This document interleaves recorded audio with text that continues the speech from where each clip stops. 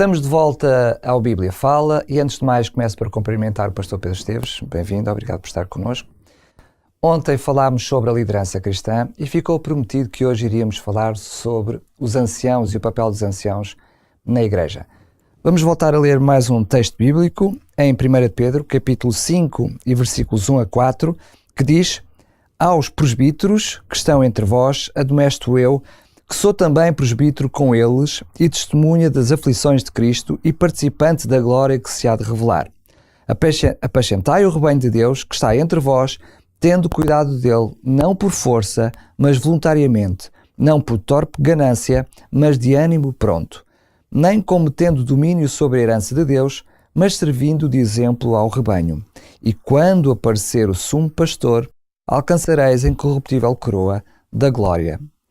Bem, segundo Pedro, aqui nestes textos, a atitude e o espírito que deveriam caracterizar estes cristãos e estes líderes não era fácil para cada um de nós, não é? É bastante exigente. Sim, é uma exigência, e nós notamos aqui que a exigência que o apóstolo revela não é tanto técnica, é essencialmente em termos do espírito que nos anima. O apóstolo Pedro não vai fazer aqui uma menção a um conjunto de dons, características, atributos, não é? Coisas que deviam ser feitas com qualidade, etc. Ele vai se debruçar sobre esta ideia de que este presbitério, quer dizer, esta liderança na igreja, que é uma maneira de explicar o que é isto, uma liderança ao nível de uma comunidade de crentes, ela é uma função essencialmente pastoral. Portanto, hoje dizer uma função pastoral, para muitos dos cristãos, que se calhar uma boa parte daqueles que nos ouvem ou veem são cristãos, alguns poderão não ser, mas na linguagem comum nas igrejas cristãs, nós conseguimos entender o que é isto de uma função pastoral. Associamos automaticamente esta expressão a um conceito eclesiástico, a determinadas pessoas que têm funções pastorais. Mas, na verdade, tal como ela está registada na Bíblia, e como Pedro aqui a escreve, dizer uma função pastoral é a utilização de uma parábola. É essencialmente a esse respeito, ou nesse contexto, que se entende o que é uma função pastoral. Porque o apóstolo vai chamar-lhe presbíteros, precisamente, líderes, se quiséssemos dizer desta maneira. Os diáconos, por aí fora. As pessoas que têm uma responsabilidade de liderança na comunidade, e depois vai dizer-lhes que eles devem apacentar o rebanho de Deus. Ora, dizer as expressões apacentar, rebanho, são figurativas. Nem o trabalho que os líderes da igreja estão a fazer é literalmente apacentar, nem a igreja é um rebanho. Mas são claramente figura da igreja. Portanto, são figuras da igreja que, em certo sentido, estas figuras todas como que se desenvolvem a partir da ideia que o próprio Jesus, ele que sim foi o mestre das comparações e das parábolas, em que ele próprio se colocou como o bom pastor. E disse que o bom pastor conhece as suas ovelhas, das suas ovelhas é conhecido. Portanto, e usou a imagem do pastor e da forma como um pastor literalmente se relaciona com o seu rebanho como um bom meio de ilustrar. É por isso que a maior parte das vezes nós na Bíblia não vamos encontrar a expressão pastor, por exemplo, associada a uma função na igreja. Aliás, isso em todo o Novo Testamento só acontece uma vez, que é em Efésios 4:11. Por isso, assim, tecnicamente costuma chamar-se isso um apax, quer dizer que é uma coisa que é única, exclusiva. É o único texto da Bíblia em que aparece uma lista de funções da igreja. Esse é o texto em que o apóstolo Paulo, não é, diz que Deus deu uns, depois diz para apóstolos, para profetas, para evangelistas, para pastores e doutores. São estas 5 classes, se quisermos, funções na igreja. E é a única vez em que vai aparecer a expressão pastores associada dentro de um grupo, digamos, de funções na igreja. Em todas as outras vezes nós vamos encontrar presbíteros, anciãos, bispos e diversas, ou mesmo diáconos, não no sentido dos diáconos da função do diaconato, mas como os ministros. O apóstolo Paulo, várias vezes em Romanos, por exemplo, se refere a ele como ministro, e no entanto, quando vamos ler a palavra original, é diácono que está lá. Portanto, estas várias palavras, a maior parte das vezes não é a palavra pastor que aparece, mas o que significa que todas elas têm, na verdade, uma função pastoral. Ou seja, de cuidar, de apacentar, de guiar. E agora, claro, nós aqui poderíamos facilmente usar a ilustração do pastor e do rebanho e a partir daí tirar ilações.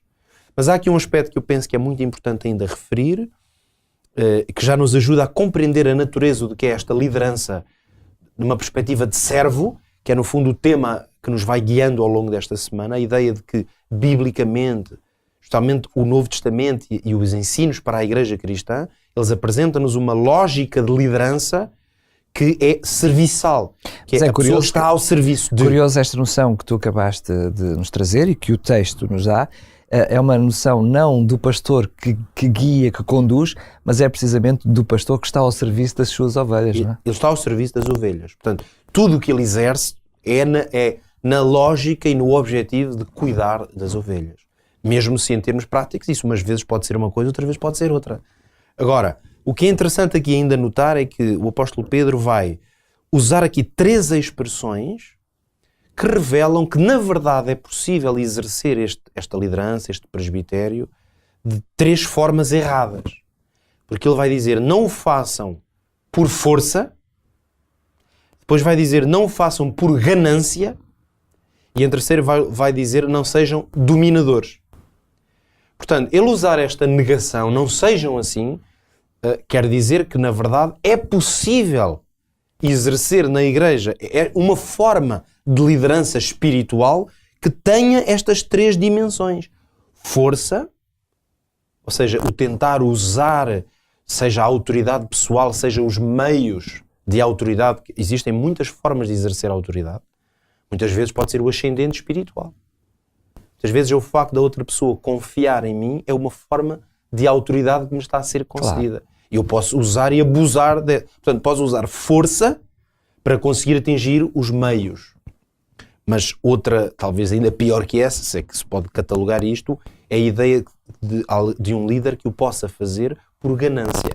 Ou seja, que ele exerce um trabalho conduzindo o rebanho, pastoreando... Mas sobre interesses próprios. Mas o seu objetivo não é o bem do rebanho, é o seu bem pessoal. E, portanto, ele vai se comportar e conduzir. Portanto, a liderança deste tipo, por vezes, até pode ser apreciada, porque a pessoa vai sempre fazer as coisas no sentido de que tenha ganho próprio. Mas, portanto, aqui estamos a falar de uma coisa que tem mais a ver com as intenções profundas do coração. Por vezes, coisas que só o próprio Deus pode sondar. O que é que está no íntimo do nosso coração. Ou então, a ideia de ser dominador. E aqui há uma expressão muito... A expressão que é usada, aqui original, ela é uma contração de 2 palavras que é senhor, que é o curios, o senhor, e contra. Portanto, é como ser os senhores do contra, não é? Portanto, dominam contra o outro, não a favor do outro. Que é essa a ideia de exercer domínio. Uma coisa é exercer liderança. É aqui que nós começamos a perceber... Em vez de servir, servir-se de. Não é? É servir-se de. Portanto, começamos a perceber que há uma espécie de oposição entre estes 2 conceitos, que é estar a exercer liderança. E isso, por vezes, pode significar tomar uma decisão, pode significar dar uma ordem. Não é isso que está em causa. Mas esta ideia de domínio é que eu exerço este papel de senhor, é exatamente o termo que é usado aqui na expressão de dominar.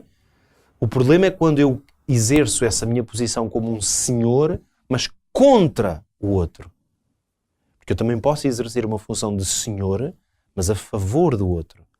E aqui é por isso que nós temos em Jesus Cristo o exemplo supremo do que é esta perspectiva de liderança pastoral. Porque ele foi senhor e chamou-se pastor, mas ele fez isso totalmente a favor do rebanho. Todos, como ele Por isso é que ele se colocou como servo de todos. Amanhã vamos explorar isso ainda mais, portanto nós vamos aqui passo a passo, mas o que no fundo a conclusão que podemos chegar é que ser um líder cristão é totalmente diferente de uma eventual ideia que possa existir de que ser líder é aquele que manda mais, que é mais chefe, que tem mais autoridade. No conceito de liderança cristã, o maior líder, ou uma pessoa é tanto mais líder quanto mais serve. Aliás, a noção que aparece aqui é ser exemplo para o rebanho, não é? É exatamente isso. Por isso é uma lógica de guiar pelo exemplo. Portanto, num rebanho de homens e mulheres adultos e conscientes, não é seguramente através da força, é através do exemplo que esta liderança pastoral se exerce. E, portanto, quando dizemos liderança pastoral, repito, a ideia que comecei, nós estamos a falar de uma classe de pessoas a que se chamem pastores. Estamos a falar de todos aqueles que cuidam do rebanho. E há pessoas em comunidades cristãs que não têm nenhum título que lhes tenha sido atribuído, podem até não exercer nenhuma função eclesiástica específica, mas muitas vezes eles exercem uma função pastoral. São aqueles que na prática estão a guiar as ovelhas. Que guiam, que dão exemplo.